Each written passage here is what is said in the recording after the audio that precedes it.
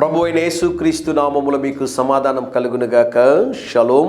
పరిశుద్ధ గ్రంథమైన బైబిల్లో యూదా దేశాన్ని పరిపాలన చేసినటువంటి 4వ రాజు యెహోషువాపాతు.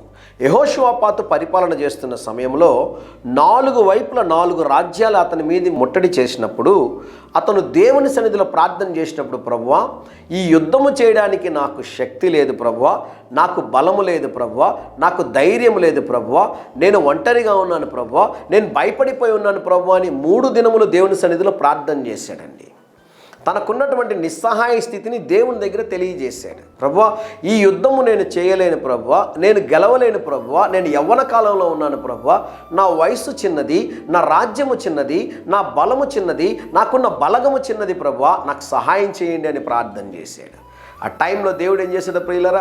ఎప్పుడైతే తన బలం మీద, తన యొక్క బలగం మీద ఆధారపడకుండా యెహోషువాపాతు దేవుని పైన ఆధారపడ్డాడో, దేవుడు అతనికి గొప్ప జయమును అనుగ్రహించినట్లుగా పరిశుద్ధ గ్రంథమైన బైబిల్లో మనం చూస్తూ ఉన్నాం.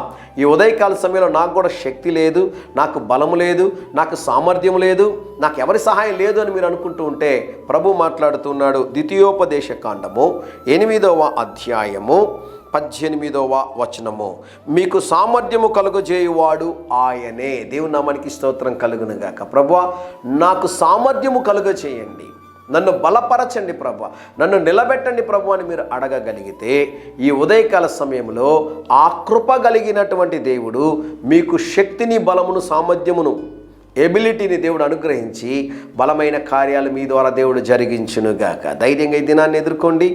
దేవుని సన్నిధి మీకు తోడుగా వచ్చునుగాక. ప్రియ పరలోకపు తండ్రి, ఎవరైతే ప్రభా మాకు సామర్థ్యము లేదు అనుకుంటున్నారో ప్రభా, మేము బలహీనులుగా ఉన్నామంటున్నారు ప్రభా, బలహీనులని బలపరచే దేవుడు, సమస్యలను వారికి బలమిచ్చు దేవుడు ప్రభా, దయతో వారిని జ్ఞాపకము చేసుకోమని, ఈరోజు మా ప్రియులు తలపెట్ట కార్యములన్నిటిలో జయమును అనుగ్రహించమని యేసు నామములో ప్రార్థిస్తున్నాము తండ్రి. Amen, amen.